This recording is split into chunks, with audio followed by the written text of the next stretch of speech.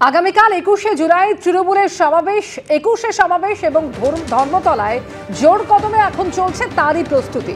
ইতিমধ্যে জেলা থেকে কলকাতায় আসতে শুরু করেছেন তৃণমূলের কর্মীরা। প্রত্যেকবারের মতোই গীতাঞ্জলি স্টেডিয়াম, নেতাজি ইনডোর, ক্ষুদিরাম অনুশীলন মঞ্চে তাদের থাকার ব্যবস্থা করা হয়েছে। বিভিন্ন জেলা থেকে আসছেন তৃণমূলের কর্মী সমর্থকেরা।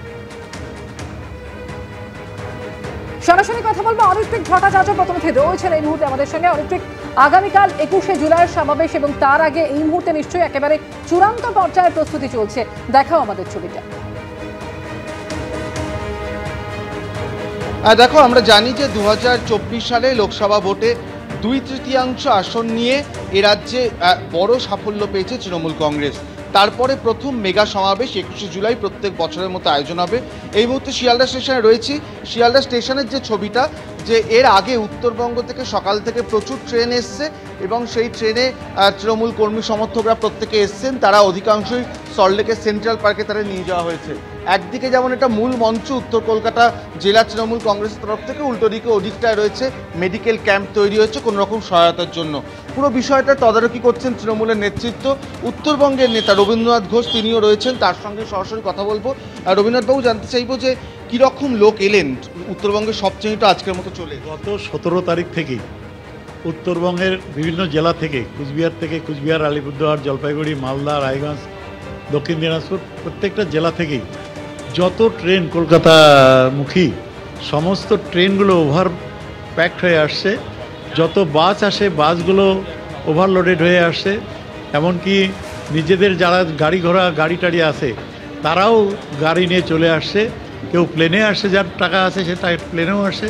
অর্থাৎ উত্তরবঙ্গের সমস্ত স্তরের সাধারণ মানুষের লক্ষ্য হলো ধর্মতলা মমতা মাঝির ডাকে, যেখানে সভা হচ্ছে।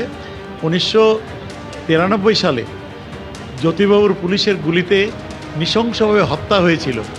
13 জন তরুণ যুবক, শতাধিক ইনজোর্ড হয়েছিল। কী ছিল স্লোগান?